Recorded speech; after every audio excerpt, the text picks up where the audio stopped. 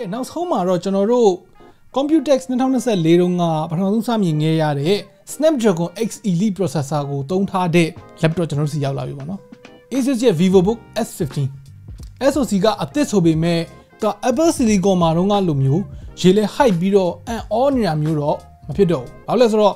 x86 to ARM architecture အပြောင်းလဲမှာဘာတွေကြုံတွေ့ရလဲဆိုတာကိုကျွန်တော်တို့က M1 MacBook Air စထွက်လာကြတဲ့ကမြင်ပြီးသားပဲ။ဆိုတော့အဲ့တုန်းကနဲ့တစ်ထက်တည်းနီးပါးတူတဲ့အခြေအနေလိုပဲခံစားရတယ်ပေါ့နော်အရင်ကြီးထူးခြားတဲ့ကိစ္စတော့မဟုတ်ဘူးဒါပေမဲ့ Windows ဘက်ကနေပြန်စဉ်းစားလိုက်ရင်တော့နည်းနည်းတော့ထူးခြားတယ်အရင်တုန်းကလည်း ARM processor တွေရှိခဲ့ပါတယ် X Elite ကပထမဆုံး ARM processor တော့မဟုတ်ဘူး Windows ဘက်မှာလေဒါပေမဲ့ဒီကောင်ကပထမဆုံး major ကိုပြင်းပြင်းထန်ထန်ကြီးကြီးမားမားကြော်ညာတဲ့အရန်ကို hype လုပ်ပြီးတော့ထွက်လာတဲ့ကောင်ဆိုတော့အသစ်လိုခံစားရတော့မယ်ဒီ3နှစ်အတွင်းမှာကျွန်တော်တို့သဘောပေါက်လိုက်တာပါလဲဆိုတော့ Apple ရဲ့ M series processor တွေပေါ့နော် M1 M2 M3 M4 ပေါ့အဲ့ကောင်တွေက laptop တစ်လုံးမှာဆိုလို့ရှိရင် battery ကို10နာရီကနေ15နာရီလောက်ခံတာကိုလည်းကျွန်တော်တို့မြင်ထားပြီးသွားပြီနည်းနည်းရိုးသွားပြီပေါ့နော်တကယ်တမ်းက gaming laptop မဟုတ်ဘူးဆိုလို့ရှိရင်အဲ့လောက်အားမခံတဲ့ laptop တွေသုံးနေတဲ့သူတွေကိုတော့ကျွန်တော်တို့ကအံ့ဩရတဲ့အနေအထားတွေဖြစ်နေပြီအခုချိန်မှာ gaming laptop လည်းမဟုတ်ဘဲနဲ့ x86 သုံးတဲ့သူဆိုလို့ရှိရင်ကျွန်တော်တို့ကဒါတော်သားလို့ကြည့်ရဗျာဘယ်မှလင်းပြောတာ Okay TBH Labs နဲ့ကြိုဆိုပါရစေဒီ Asus ရဲ့ vivobook S15 OLED က productivity focus ထားတဲ့ ultrabook အနေနဲ့ထုတ်ထားတာသူက M3 MacBook Air နဲ့ category ကပြောမှဆိုသူမသားကိုမသားပဲဒီ category ကဒီ category ပဲပေါ့နော်ဒါကြောင့်မို့လို့ build quality ကလည်းတော်တော်လေးတော့ solid ဖြစ်တယ် all aluminum body ပေါ်ပါရှိတယ် design ကလည်း minimal ဖြစ်တယ်ချစ်ဆန်တဲ့ပုံစံလေးလည်းပေါက်တယ်နည်းနည်းကြီးကြောင်ကြားရမယ်ဆိုရင်တော့ first gen Snapdragon X Elite laptop မှန်သိအောင်လို့တစ်ခုခုထည့်ပေးတာမျိုး design ပိုင်းမှာသတိထားမိလောက်စရာဖြစ်အောင်လို့တစ်ခုခုလုပ်ပေးတာမျိုးအဲ့ဒါမျိုးဆိုပုံမိုက်အခုကပြောစရာမရှိရလောက်အောင်ကိုတအားငြိမ်လုံးနဲ့ပုံပေါက်တယ်အရင် stealthy ဖြစ်လွန်းနေပေါ့နော်ဘယ်လိုပြောမလဲ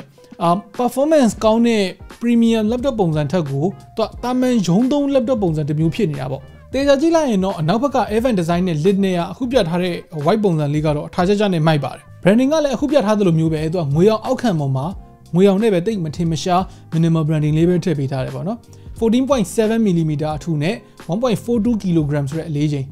ဒါမျိုး15လက်မ laptop တွေအတွက်မှာတော့ဒါတော်တော်လေးမိုက်တယ်ပေါ့ဘယ်တော့တော့အကျုံးဝိတ်ထည့်သွားလို့ရတဲ့အနေအထားမျိုးလောက်မှာရှိတယ် lid ကိုလည်းကျွန်တော်တို့တစ်ဖက်ထဲနဲ့ဖွင့်လို့အဆင်ပြေတယ်နောက်ဘက်ကိုရေပြင်ကြီး180အထိလုံးဝ flat ဖြစ်ချိုးချလိုက်လို့ရတယ်ဒါပေမဲ့ touch screen တော့မဟုတ်ဘူးကျွန်တော်တို့မြင်နေကြသိမလား Asus laptop တွေမှာမြင်နေကြဖွင့်လိုက်လို့ရှိရင်ကြွတက်လာတဲ့ Argo Lift hinge မျိုးလည်းမဟုတ်ဘူးရိုးရိုးပဲ hinge stability ကတော့တော်တော်လေးကောင်းတယ်ဖွင့်ထားတဲ့နေရာမှာလုံးဝအငြိမ်လေးပဲဟောပဲဖြစ်လှုပ်စီရွာစီဖြစ်နေတာမျိုးမရှိဘူးပေါင်ပေါ်မှာတင်သုံးမယ်ဆိုလို့ရှိရင်လည်းဒီငြိမ်လေးရှိတယ် port အနေနဲ့မှာကျွန်တော်တို့ PD နဲ့အားသွင်းလို့ရတယ် USB 4 ရတဲ့ Type C port နှစ်ခုပါမယ် USB 3.2 Gen 1 Type A port နှစ်ပေါက်ပါတယ် HDMI 2.1 တစ်ပေါက်ပါတယ်တိတ်ပြီးတော့အားမရတာသူရဲ့ card reader ကတော့ micro SD card reader ဖြစ်နေတယ် full size SD card reader ဘာညာမပါဘူးပေါ့နော်ဒီလိုမျိုး creator focus laptop မျိုးမှာ full size ထည့်ပေးတာတော့အများကြီးပိုကောင်းလိမ့်မယ်လို့ထင်တယ်ကျန်တာကတော့ creator laptop တစ်လုံးအတွက်လုံလောက်ပါတယ် display က Asus ရဲ့ Lumina OLED panel မှာတော့တိတ်ပြောနေကြမလို့ပါဘူးဒီ panel အကြောင်းကိုကျွန်တော်တို့ခဏလည်းအရင်တုန်းကလည်းအများကြီးချီးကျူးပြီးပြီ 3K resolution 15လက်မ laptop မှာတော်တော်လေးကို sharp ဖြစ်တယ်120Hz refresh rate လည်းရမယ်Peak brightness ကလည်း600 nits အထိရတဲ့ OLED panel ဆိုတော့ color တွေကလည်းစိုးတောက်ပြဲပဲเนาะပြဲဆိုတာကောင်းတဲ့အပြဲကိုပြောတာ contrast လည်းအရင်ကောင်းတယ်เนาะ OLED ဖြစ်နေမှာတော့ theoretical infinite contrast ratio နဲ့လာတယ်ပေါ့เนาะတော့ true black တွေရမယ် 100% DCI-P3 support လည်းရမယ် color လည်းမှန်တယ်ပြောရင်တကယ်ကိုမိုက်တဲ့တကယ်ကိုကောင်းတဲ့ display တစ်ခု touch option မှာပါတာလေးကလွဲလို့ရှိရင်เนาะဘာမှပြောစရာမရှိဘူးတက်ရမယ်ပန်လဲသုံးလို့ရမယ်ဆိုလို့ရှိရင်တော့ဒီ laptop ကအများကြီးပိုမိုက်သွားမယ့်အနေအထားမှာရှိတယ် audio ကလည်းသူ့မှာ Harman Kardon ရော Dolby Atmos ရော certify ဖြစ်ထားတာအတန်ထွက်ကပုံမှန် laptop တွေထက်ပိုကောင်းတယ်ပိုမိုက်တယ်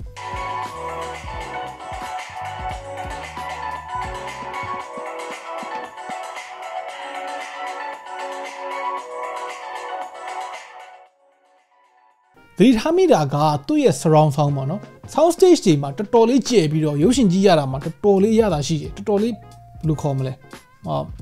space awareness ကိုတော်တော်လေးပေးနိုင်တယ်ပေါ့နော် base ကတော့ထုံးစံတိုင်းပဲနဲတယ်ဒီလို laptop တွေမှာတော့ထားစရာနေရာလေးမှမရှိတာဘူးအဲ့ဒါလွယ်လို့ရှိရင်တော့ဒီ laptop ရဲ့ USB ကတော်တော်လေးအားရစရာတော့ကောင်းပါတယ် keyboard ကကျွန်တော်တို့ Asus vivobook အမြင်ပိုင်းနေနဲ့ Zenbook တွေမှာမြင်နေကြ keyboard ၄ယောက်ပဲ 1.7mm key travel နဲ့မလို့စာရဲရတာတော်လေးကိုရတာရှိတယ်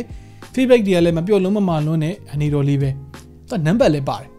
Copilot Plus PC ဖြစ်တာမဟုတ်လို့ Copilot Club လေးလည်းထည့်ပေးထားတယ်ပေါ့နော်နောက်ထပ်သဘောကျစရာကောင်းတာကဒီကောင်းရဲ့ backlight က white only မဟုတ်ဘဲနဲ့သူက single zone RGB တော့ဟုတ်တယ်ဒါပေမဲ့တစ်လုံးချင်းစီတော့ပြောင်းလို့မရဘူး single zone ပဲပေါ့နော် keyboard မီးကိုအရောင်တွေပါတွေပြောင်းထားပြီးတော့အမြဲတမ်းသုံးပြနေတာမဟုတ်ဘူးဆိုရင်တော့မှဗျာတခါတလေလေးမှအပြောင်းလေးဖြစ်အောင်လို့အရောင်လေးတွေပါလေးပြောင်းထားလို့ရတယ် trackpad ကသူက glass surface ကိုမှခုမြင်ရတဲ့အတိုင်းပဲတော်တော်လေးကျယ်တယ်သူက left right button တွေနှိပ်ရတာမှလည်း clicky ဖြစ်တယ်OCD သမားတွေအတွက်စိတ်မကောင်းစရာတစ်ခုပေါ့နော်စိတ်ကတိကောင်းဖြစ်စရာတစ်ခုကတော့ trackpad ကအလဲတက်မှာမဟုတ်ဘဲနဲ့ဘေးဘက်လေးကိုကတ်တယ်ဒါလည်း keyboard မှာ number ပါလို့ဖြစ်လိမ့်မယ်ပေါ့နော် trackpad gesture လေးတွေပါလေးတွေလည်းသုံးလို့ရတယ်ဘယ်ဘက်အစွန်ကိုအပေါ်အောက်ပို့ဆွဲလို့ရှိရင် volume အတိုးအလျှော့ညာဘက်အစွန်ဆိုလို့ရှိရင် brightness အတိုးအလျှော့အပေါ်အောက်က previous next gesture လေးတွေပါတယ်ပေါ့နော်အရင်ကဆိုလို့ရှိရင် FN နဲ့ F key တွေနဲ့တွားပြီးတော့နှိပ်နေရတာထက်စားလို့ရှိရင်ဒီကောင်လေးကအလုံးမရှုပ်တော့ဘူးပေါ့နော်ဒါလေးထည့်ပြီးထားတော်တော်လေး convenient ဖြစ်သွားတယ်အထူးသဖြင့် brightness နဲ့ volume ချိန်ရတဲ့နေရာမှာအရန်လွယ်သွားတယ်သူရဲ့ webcam က 1080p ကိုမှ IR camera လည်းပါတယ် IR camera ပါတဲ့အတွက် Windows Hello သုံးလို့ရတယ်ပေါ့နော် physical security switch လည်းပါတယ်လူအနားရောက်သွားပြီဆိုလို့ရှိရင် display လေးကလင်းလာတာတို့display ကိုကြည့်မနေလို့ရှိရင် dim လုပ်ပေးတာတို့အဲ့လိုမျိုး smart ဖြစ်တဲ့ functionality တွေပါတယ်ဒါတွေကပြောတာမဟုတ်ဘူးတကယ်သုံးကြည့်လို့ရှိရင်တကယ်အသုံးဝင်ကြောင်းကအရန်သိတာတယ်ကျွန်တော်ရွတ်ပြလို့ခင်ဗျားတို့ဒါမပါလဲဘာမှဖြစ်ပါဘူးကွာလို့ထင်မိမယ်တကယ်သုံးကြည့်ရင်တော့ဒါသွားသိတာဆိုတော့ device အကြောင်းကတော့စုံလောက်တော့ရှိသွားပါပြီเนาะ Elephant in the room Snapdragon X Elite ကဘယ်လိုနေလဲဘယ်နှအစပြောပြဒီ laptop ကM3 MacBook Air ကို direct ရှင်ဖို့ထုတ်ထားတဲ့ laptop လို့ကျွန်တော်တို့ပြောလို့ရတယ်လို့ရှေ့မှာကပြောတယ်မလားသူက benchmark တွေအရာက Geekbench 6 single core မှာ M3 ထက်600ဝန်းကျင်လောက်ပိုနေတယ်multi core မှာကျတော့ M3A ထက်2000ဝန်းကျင်လောက်ပိုများတယ်ပြီးတော့တခြားသော X86 chip တွေနဲ့ပိုကောင်းတာက Mac တွေမှာလိုမျိုးပဲသူကအာသွင်းကြုံမထိုးထားပဲနဲ့ battery mode နဲ့သုံးမှန်ဆိုရင်လည်း performance ကကျမသွားဘူး TDP ကလည်း performance mode မှာဆိုလို့ရှိရင်45 watt အထိရတယ်RAM ကတော့ဒီကောင် SoC နဲ့ဖြစ်သွားတဲ့ခါကျတော့ထပ်တိုးလို့မရတော့ဘူးပေါ့နော် embedded ပဲ SoC နဲ့ထဲမှာပဲ RAM ကတစ်ခါလေးပါပြီးသားဖြစ်သွားတာဗျာနော် storage ကလည်း 1TB ပါတယ်benchmark တွေကိုကျွန်တော်ဒီမှာပြပေးထားတယ်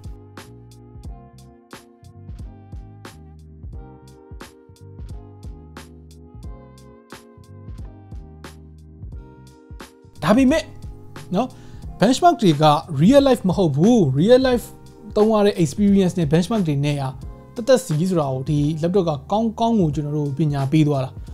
ဒီလိုမျိုးကောင်းပါတယ်ဆိုတော့ raw performance ကိုအသုံးချဖို့အတွက်လောလောဆယ်သုံးရမယ့်နေရာသိမရှိဘူးဖြစ်နေပထမအဆုံးတစ်ချက်သူက creator software တွေကအားမအတွက်သေချာမထွက်သေးဘူးထွက်ထားတဲ့ software တွေကလည်းအပြည့်အဝ optimize မဖြစ်သေးဘူးနော်ဆိုတော့ဝယ်သုံးမယ်ပဲထားပါတော့ဝယ်သုံးမယ်ဆိုလို့ရှိရင်တော့အခုပြထားတဲ့ native supported app တွေဥပမာအဖြစ် Photoshop တို့ Lightroom တို့အဲ့ကောင်တွေကတော့အဆင်ပြေလိမ့်မယ်ဒါပေမဲ့ Premiere Pro ကတော့ native app မဟုတ်သေးဘူး ARM version ကို native version မကြခင်ထွက်မယ်လို့ကြားပေမဲ့ဘယ်တော့လဲဆိုတာကို Adobe ကပြောထားတာမျိုးမရှိဘူးသုံးလို့ရနိုင်တဲ့ဟာလေးတွေလည်းတချို့တော့ရှိတာပေါ့နော်ကျွန်တော်အသေးစိတ်သိချင်တယ်ဆိုလို့ရှိရင်တော့ကိုသုံးချင်တဲ့ software ကရမရဒါကိုယ်တိုင်ရှာကြည့်မှရမှာပေါ့ဆိုတော့ creator တွေအတွက်ကို Snapdragon X Elite အတွက်မှာလောလောဆယ်အဆင်ပြေဆုံး video editor က ARM ကို native support ရတဲ့ DaVinci Resolve ပဲဖြစ်လိမ့်မယ်ဒါပေမဲ့ဘာဖြစ်လို့လဲမသိဘူး 4K edit ကို timeline scroll တာမှာအဲ့လို stutter လေးတွေ mini lag လေးတွေဖြစ်နေတယ်ပေါ့နော်တကယ်ဆိုဒီ performance နဲ့ကအဲ့လိုဖြစ်နေကြအကြောင်းတော့သိမရှိဘူး optimization issue ကြောင့်ပဲတော့ဖြစ်လိမ့်မယ်ခုပြထားသလိုမျိုးပဲသူတိတ်ပြီးတော့ smooth မဖြစ်နေဘူးပြီးတော့နောက်တစ်ခုကကျွန်တော်တို့ဒီ Sony A7S III နဲ့ရိုက်တယ်ပေါ့နော်ဒီ video တွေဆိုလို့ရှိရင်အဲ့ဒီ camera နဲ့ထွက်တဲ့ HAVC HS format ကို DaVinci free version က support မလုပ်ဘူး studio version ဝယ်သုံးရမယ်အဲ့ဒါမျိုးနည်းနည်းဒီကထာလေးတွေချိပောက်တဲ့ကိစ္စလေးတွေတော့ရှိတာပေါ့ဗျာသိရမလားတခြားဒီနေ့စဉ်သုံး software တွေမှာတော့ native app တွေကထွက်နေပြီးသားတွေရှိတယ်ပေါ့နော်ဥပမာဖြင့် web browser တွေ video player တွေ Microsoft Word တွေ Excel PowerPoint Teams Fiber အဲ့လိုကောင်တွေကတော့တော်တော်လေးမြန်ဆန်နဲ့စင်ပြေသုံးလို့ရတယ် AutoCAD လိုမျိုး engineering software တွေမှာတော့မရှိသေးဘူး game တွေမှာလည်းအဲ့လိုပဲလေသူက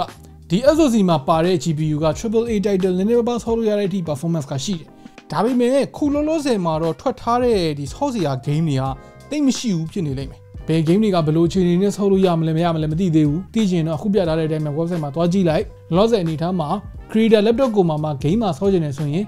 x86 architecture နဲ့ဒီ Intel Core Ultra 2ဒါမှမဟုတ် Ryzen AI 300အဲ့ဒါတွေကိုစောင့်တာပိုကောင်းနိုင်တယ် NPU ကကြတော့ဒီကောင်မှာ45 tops ညံတယ်ပေါ့ဗျာကောင်းတယ်ပေါ့ဒါပေမဲ့ future proof ဖြစ်တာလွယ်လို့ရှိရင်လောလောဆယ်ရနေတဲ့ AI feature တွေကလည်းအများကြီးအသုံးဝင်တာမျိုးမရှိသေးဘူးမိုက်တာဆိုလို့ဒီ video call ပြောတာတွေမှာအခုပြထားသလိုမျိုး portrait lighting တွေ background blur တွေ eye contact feature တွေအဲ့ဒါမျိုးတွေသုံးလို့ရတာရှိမယ်เนาะpaint app ထဲမှာကို creator နဲ့ပုံဆွဲတာလောက်ရှိမယ် live translation လောက်ရှိမယ်အခုဒီဘာမှမသိတဲ့ Rigo ကတော့စကားတွေတော့ထည့်မပြောတော့ပါဘူးပြောတော့မဟုတ်ပါဘူးเนาะ battery life ကတော့တော်တော်ကြီးကျဆင်ကိုကောင်းတယ် Asus ကသူတို့ရဲ့ lab test မှာ18နာရီခံတယ်လို့ပြောထားတယ်real world use မှာတော့ mixed usage မှာ17နာရီနဲ့73နာရီအထိရတော့ကောင်းကောင်းလေးကြာလေးကိုသုံးလို့ရတယ်ဒါ M series MacBook တွေနဲ့အရင်ကြီးမကွာတော့တဲ့အနေထားပဲရုံးသုံးဖို့ကြောင်းသုံးဖို့အတွက်ကို laptop အသုံးများတယ်ဆိုလို့ရှိရင်တရက်ကောင်းကောင်းသုံးလို့ရတယ်အသုံးနေတဲ့သူဆိုရင်2ရက်လောက်ကဒါလေးခံနိုင်မယ်ပြီးတော့အပြန်သွင်းတာလည်းမြန်တယ်တနားရီလောက်သွင်းရင်ဒီကောင်80ရာခိုင်နှုန်းလောက်ထိပြည့်တယ်ဆိုတော့ဒီ laptop ကိုဝယ်မယ်ဆိုလို့ရှိရင်ကိုသုံးမဲ့ application တွေအကုန်လုံးက native support ရနေပြီးသားဟုတ်လားမဟုတ်ဘူးလားကိုအရင်ကြည့်သင့်တယ်ဟုတ်ရင်တော့ကိစ္စမရှိဘူးဝယ်လို့အဆင်ပြေတယ် recommend ပေးတယ်မဟုတ်ဘူးဆိုလို့ရှိရင်တော့ကျွန်တော်ကဒီဒေါ်လာ1299ဆိုတဲ့ဈေးပေးပြီးတော့အရင်ကြီးတော့ဒုက္ခခံမနေတော့Windows laptop ဝယ်မယ်ဆိုလို့ရှိရင် x86 architecture တွေကရွေးလိုက်တာလေပို့ပြီးတော့ safe bet ဖြစ်သွားလိမ့်မယ်လို့ကျွန်တော်ထင်တယ်အချိန်တစ်ခုပေးပြီးတော့နောက်ပိုင်းမှာဒီတက်ပို့ပြီးတော့ဗောနော်ဒီ native app တွေများလာမယ် NPU ကိုသုံးရမယ့် use case တွေကလည်းပိုကောင်းလာမယ်ဆိုရင်တော့တဖြည်းဖြည်းနဲ့ဒီကောင်အဆင်ပြေလာလိမ့်မယ်ဆိုခင်ဗျားတို့ကဘယ်လိုမြင်လဲဒီလက်ရှိဒီလိုအနေထားနဲ့မှာဒီ laptop ကိုဝယ်ရတာဘယ်လိုနေလဲဘယ်လိုသဘောရအောက်က comment တွေမှာဝင်ရောက်ဆွေးနွေးညှိနှိုင်းလို့ရပါတယ် okay နောက်နေ့မှတွေ့တာပေါ့